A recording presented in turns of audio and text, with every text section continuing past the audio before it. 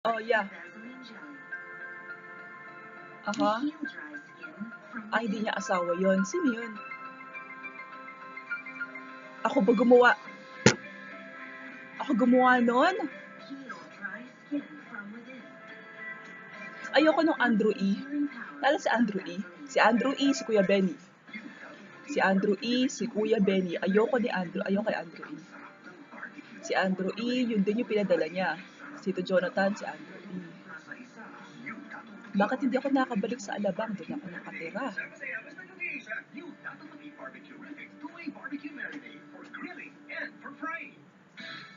Sinabi ko yun. O, pag-aaralan ko, sige, ano ba yung ina-apply nun? O, di nakuha na nila lahat. Ano nangyari? Bakit nangongopya? Ano kinokopya nila sa akin? In-order ko, binili ko pala. Yung ano, hindi lahat yon. Kung i-check mo kung kayang bilhin yun, sihiramin daw nila. Wala namang inuutusan, dahil ito gawin mo. Pagbalik mo doon, and then, pwede hangin ka na lang, hangin. Pero, wag mo nang ipagsabi na ako si Bill Clinton. Ako talaga si Bill Clinton. Nakatira ako sa Amerika, sa White House, sa lalagyanan ng maraming pera, sa Malacanang. Nakatira ako sa Malacanang, nakatira ako sa library. Lahat ng library ng eskwelahan ako may-ari, halimbawa. So, binili ko siya. Siya lang mag-isa, and then, ikaw lang mag-isa, and then may rapist ata doon. Yun na binili ko pala. Magkano na bili ko? 63 million bili ko. Kasama yun. Pag yung bestie. Bakit hindi naman yung, hindi, wag yun. Kalaban ko kasi yun eh. Hindi ko rin kilala yun eh. Hindi, baka siya yung nangaaway sa akin, yung pinapadala niya yung baka siya yun din. Baka siya yun. Binili ko. Sige, binili ko. Binili ko, and then inasikaso. Bakit naman siya hindi pala. Binili ko. So, okay, pag binili ko muna. Binili ko, di ba, halimbawa, meron akong cheque. Edi, yung bangko, maraming pera lang man isang building, di ba? Maraming dollar, di ba? Original, di ba? Binili ko, na good yun. Hindi ko na TV. Binili ko, di ba, halimbawa. Binili ko, ha? Ibay mo na lang yung tauhan, magalit eh. Ayoko na yung galit. Ayun yun na binili ko, and then, yung mga kasama niya, hindi kayo masyado nagugutom.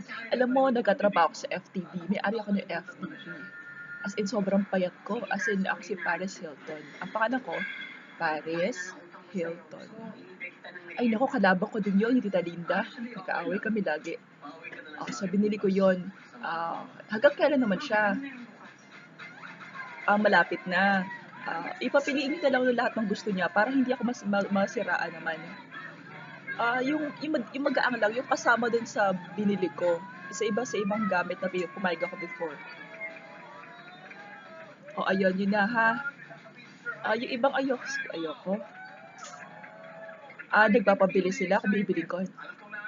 Okay. Ayun yun na ha. So, kung malapit na siya, okay naman ha. Kung next time makagagawa ha.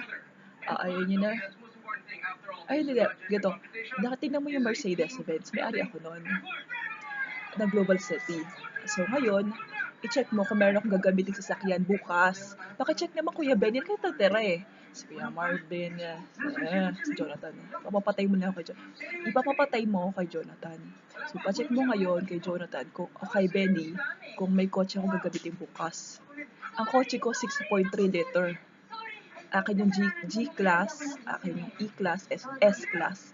S-Class yung mga kotse ko, ha? Yung kotse ko, mga S-Class. Yun, ha? Puno yun ng pera. Hindi ko kotse ko. Puno yun ng pera, ha? Kuya Benny, check mo, ha? Kausapin mo yung nakakalat na tao doon.